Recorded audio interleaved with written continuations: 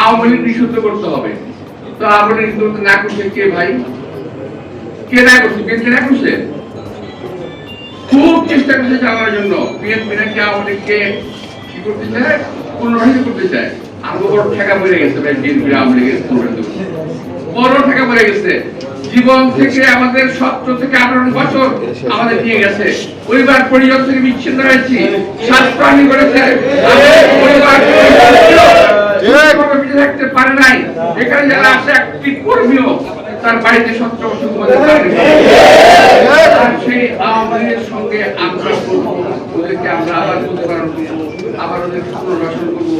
এটা হলো যারা বিএনপিকে জেলাস করে, অর্থাৎ দেখতে পারে না, পছন্দ করে না, যাদের অজনপ্রিয় একটি দল, এরা গোষ্ঠী, এরা বিএনপিকে কালার করার চেষ্টা করে।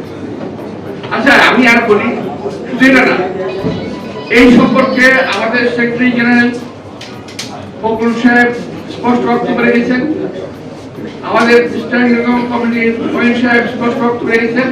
আমি এখন থেকে 1-1.5 মাস আগে বক্তব্য রেখেছি এই প্রেস ক্লাবে, আপনাদের মনে থাকতে পারে 24 এপ্রিল পরিষ্কার ভাষায় বক্তব্য রেখেছিলাম।